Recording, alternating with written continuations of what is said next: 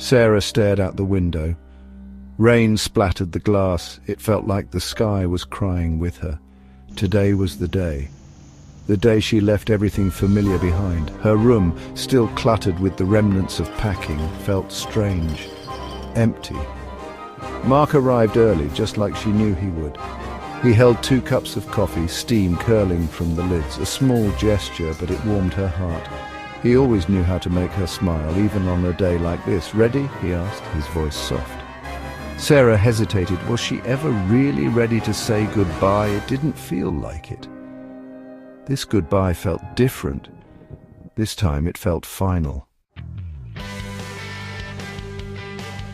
The airport was a blur of noise and activity.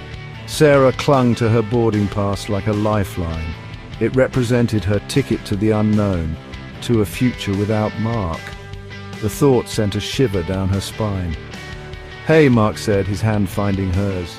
His touch was grounding, familiar.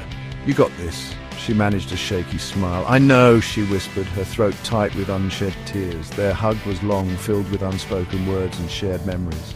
He whispered, "Don't forget about me," his voice thick with emotion. Sarah pulled back, her eyes searching his. "Never," she promised, her voice choked with tears. Sarah clutched her phone, her lifeline to Mark. They promised weekly calls, daily texts, a constant stream of communication to bridge the distance growing between them. Every message, every call was a small comfort. She imagined him back home, going about his day. Would he miss her as much as she missed him? The thought brought both comfort and a fresh wave of loneliness.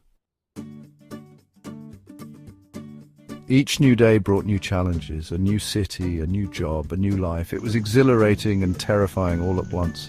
The fear of the unknown was a constant companion. There were moments when the fear threatened to overwhelm her, to pull her under.